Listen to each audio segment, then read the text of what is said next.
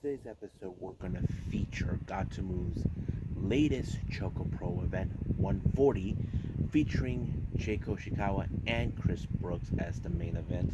We even got New Japan Pro Wrestling going to the Tokyo Dome for Wrestle Grand Slam with some amazing title matches and special matches. And finally, part 2 of Homecoming by Game Changer Wrestling and how they're dealing with the effect that Matt Cardona is now the new GCW world title that's becoming a controversial matter amongst diehard GCW fans. So, let's get started with another episode of the Deleted Wrestle Zone.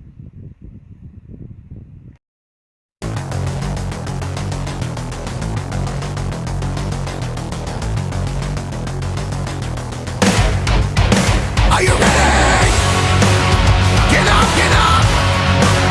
Get up, get up! Get up, get up! Get up, get up! Get up, get up! Get up, get up!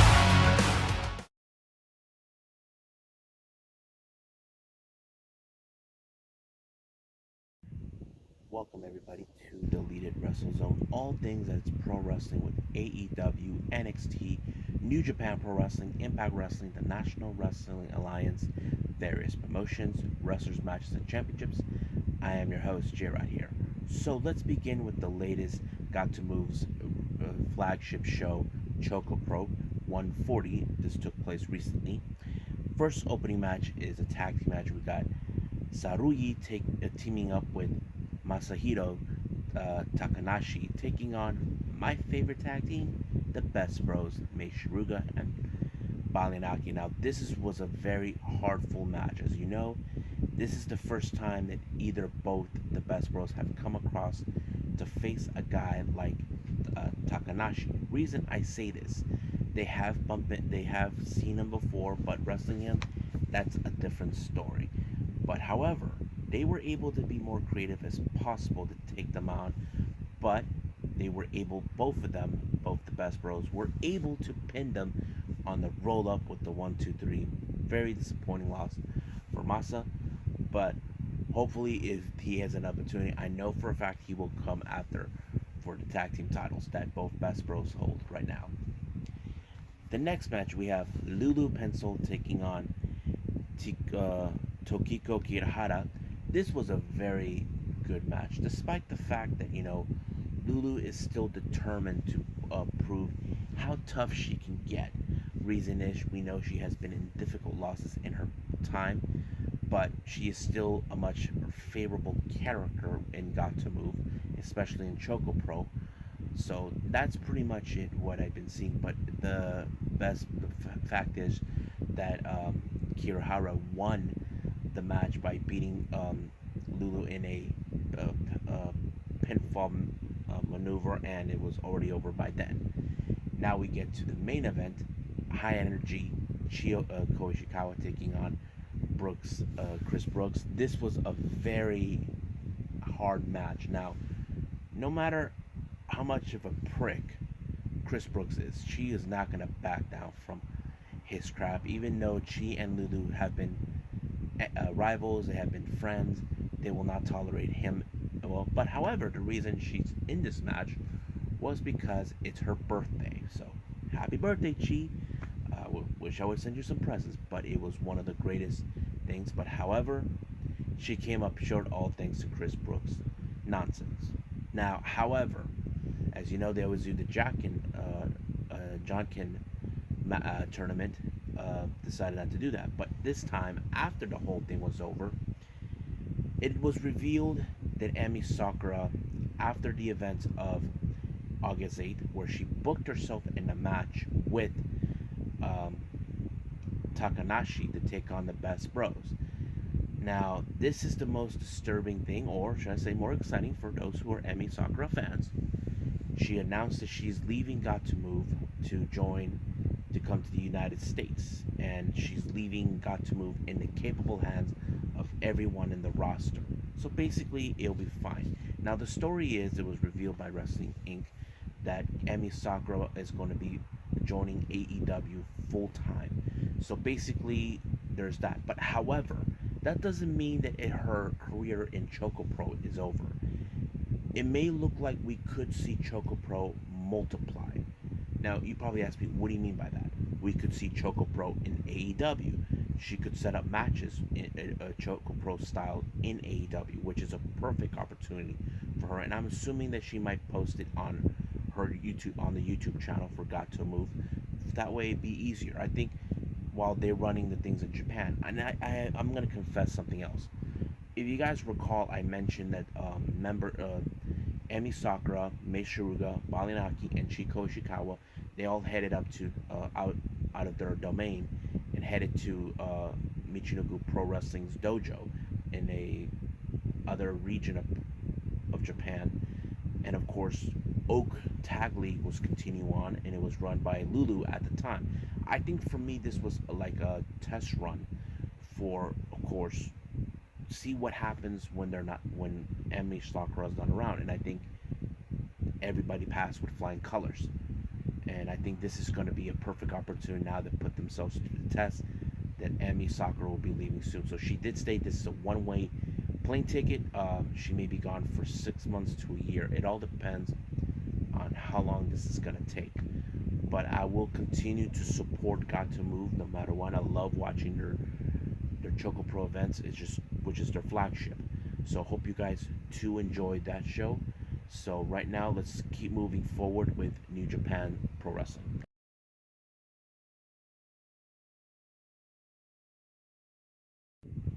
Okay, now we normally see New Japan Pro Wrestling do Tokyo Dome events during Wrestle Kingdom.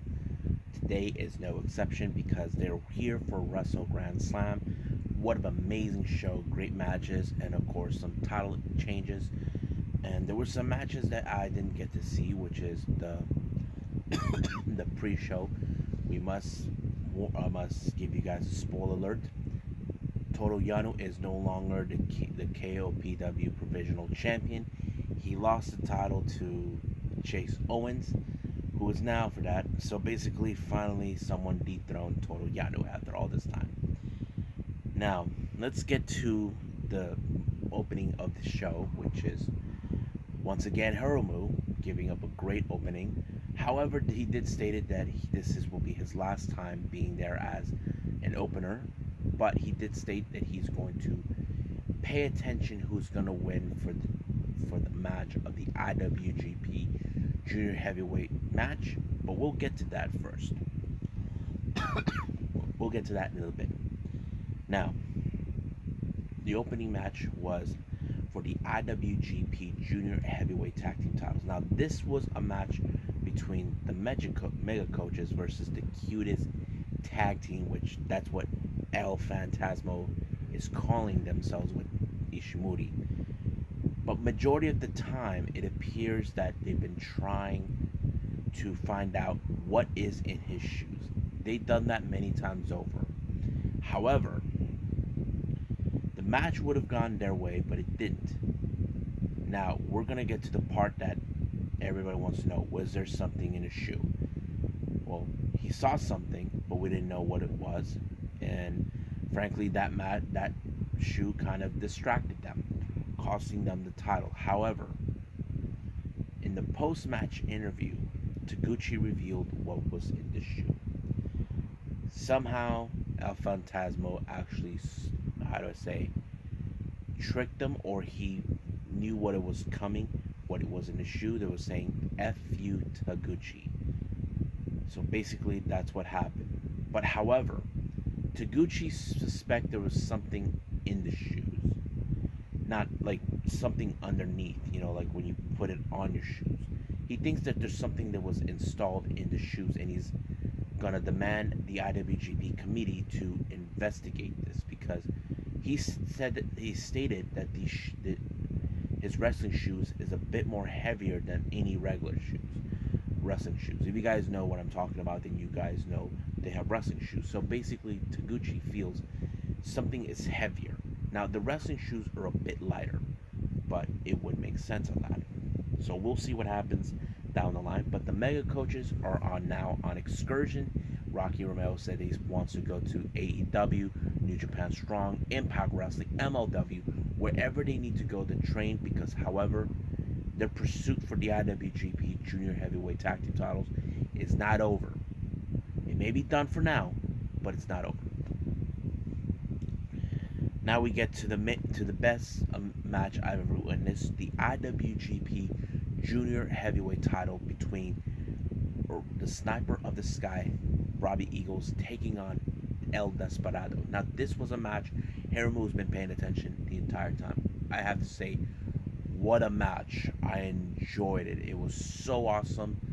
Even both men were using their own weaknesses against each other with bad knees. But however, the ending was so beautiful because Robbie Eagles had Desperado right where he wanted him. And of course, he made him tap out so badly. He finally become the IWGP Junior Heavyweight Champion, but he also has now been declared as the first ever Australian-born wrestler to become the IWGP Junior Heavyweight Champion. And this is a good accomplishment for him. We know he had tried for this title before, and now he's finally done it. And we know that his next challenger is Hiromu. Even in the post-match interview, he is waiting for him. So he's telling him, name the time, the place, and the date. So we will see that match soon enough. But the real question is, when? Now the next match is a special match, or should we call it a grudge match, between Jeff Cobb and Kazuchika Okada. Now this is a match that's been going on for a while. Now this do have implications if any of these two guys will call a shot for the IWGP World Heavyweight title. But the match was so intense. Now you ask yourself, can Okada put himself back on the map after losing efforts that he had? We know he had issues with United Empire before when Will Ospreay portrayed him, but Kazuchika Okada did not give up. He pulled off a major upset against Jeff Cobb in a roll-up. Jeff Cobb was in disarray. He couldn't even believe that he lost to him. So it's like, okay, back to the drawing board. So what's next for that? I don't know, but we'll see what Okada's going to do now that he beat him. The next match is for the IWGP Heavyweight Tag Team titles. Now, this was already been planned out a couple weeks ago. Sanada and Naito defeated Dangerous Tekkers for the titles, and now they got their rematch. And of course, they brought their little special good luck charm, Miho Abe, who is Tanahashi's, Taichi's valet, and they thought this could work. But however, somehow Zack Sabre Jr. was able to pull off the victory by pinning Naito and winning back the IWGP Heavyweight, and they tried to prove that the tag team division would be safe under their guidance. But however, in post-match, they received a visit from 2/3 of the current never openweight six-man tag team champions. We're talking about Hiroki Goto and of course Yoshihashi. So it appears that now Dangerous Tekkers may have no other choice but to find out who will be their next challengers. Now we do know it's a possibility Sanada and Naito do have a right for a rematch. However, we don't know if that will happen, because who knows if, of course, the one team Dangerous Tekkers does not want to face, I'm talking about the Guerrillas of Destiny, will they challenge for the titles? Well, we don't know, but I can't wait to see that happen. And finally, we get to the main event. This is for the IWGP World Heavyweight title between Hiroshi Tanahashi and Shingo Takagi. Now, Tanahashi has stepped up 24 hours prior before this match, stepping up in a way. Now, this was a very good match. Now, I did not expect, in a way, that Tanahashi could keep up to the powerness of Shingo. Shingo has been one of the most dominant forces now since becoming never openweight champion, and now this. But he did give credit to Tanahashi, saying that, I give you credit, you won this match. However, it was Takagi who retained the title, and I think Tanahashi appreciated that. But however, someone from his past, or should I say LAJ's past, has now declared himself the next challenger. I'm talking about Evil, along with the spoiler Dick Togo. So the real question is, when will that happen? Dick Togo and Evil ruin the celebration, but he'll get his day. So we will see more of New Japan coming up for Summer Struggle on this coming Tuesday. But for now, I'll end it right here and moved on with GCW.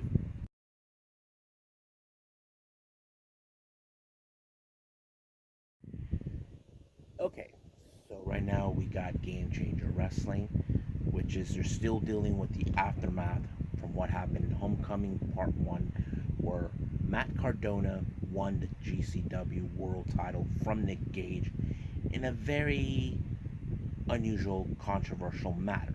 But we'll get to that at the end.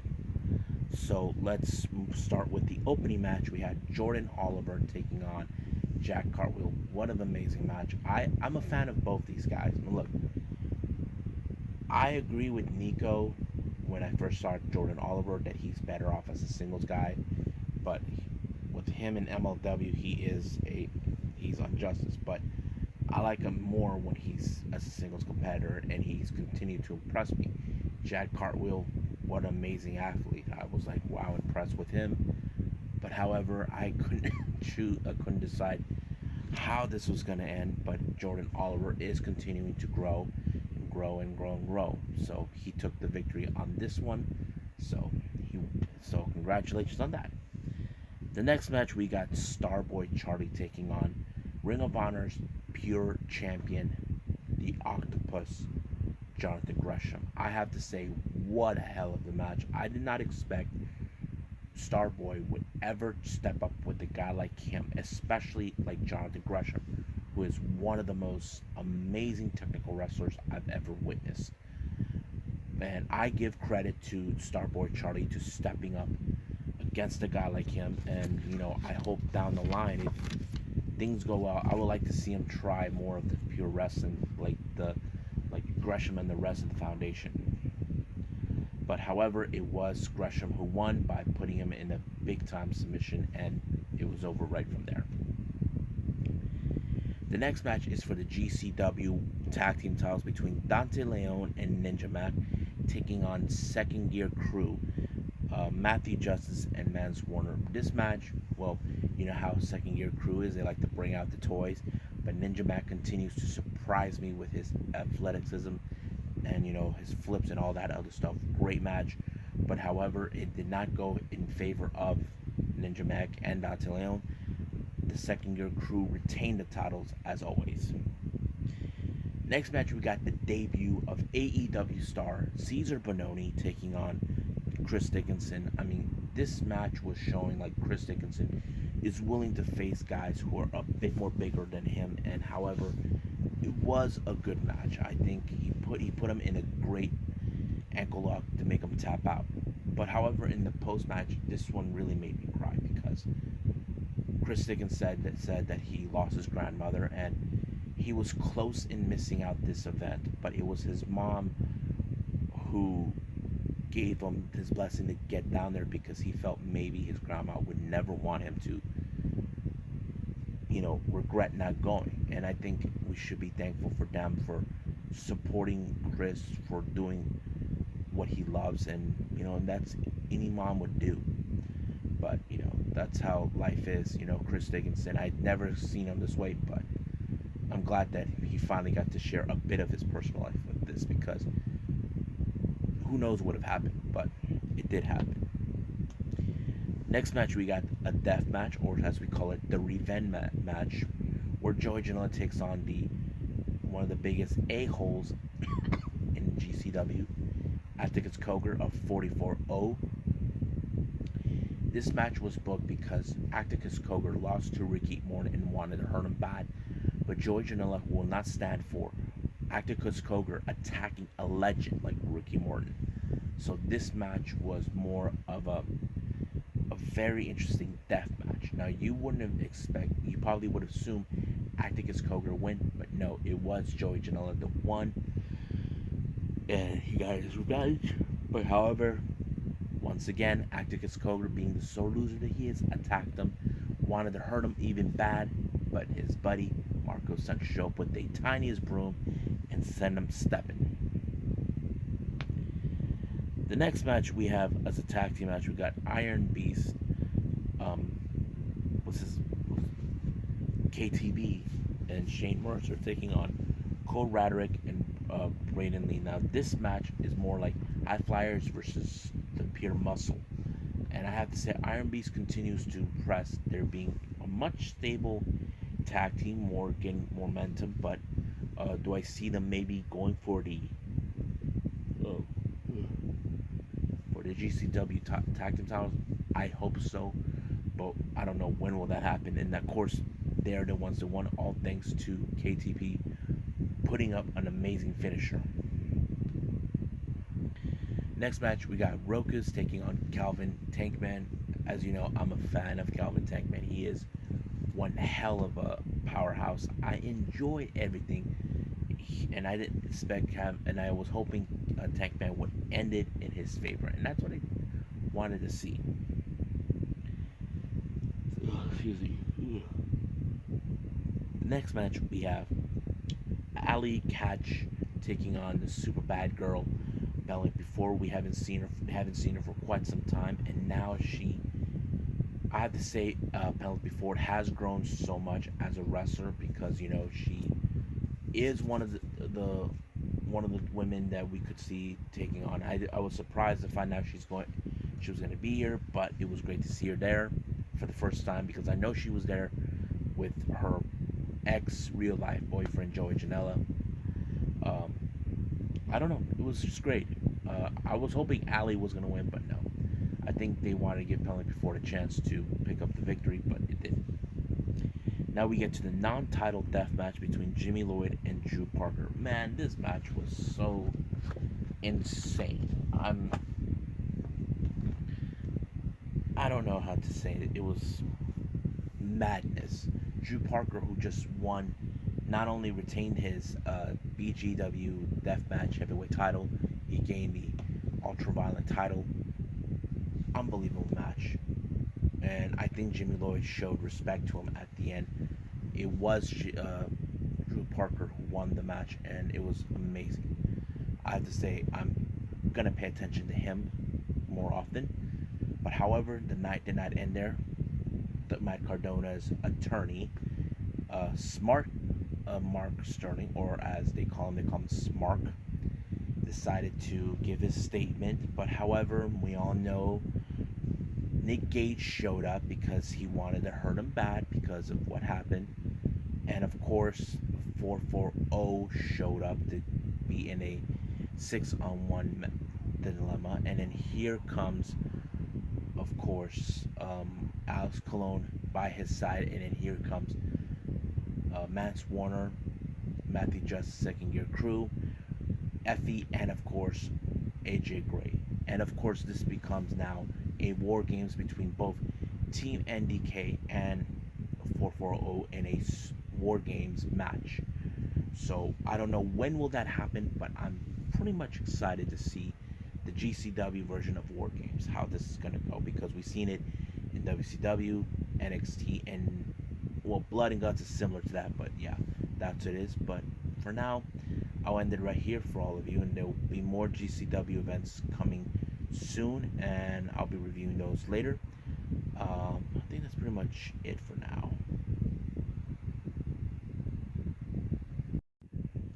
Well, I hope you guys enjoy this episode. Coming up, I got AEW Dark Elevation. I may throw in some other events such as XMA, which is another independent promotion featuring Chris Bay and Kurt Angle's pictures in it. I even got Pro Wrestling Eve, the all-female promotion based out of the UK. I may throw in another event if it's possible, but there's still more to come. I'm still trying to catch up with the other events that I'm actually trying to see. But for now, I think that's gonna be it. So I'll see you guys in the next DWZ time, same DWZ channel. I must bid all of you adieu. So goodbye, mwah, and have a nice day. Bang!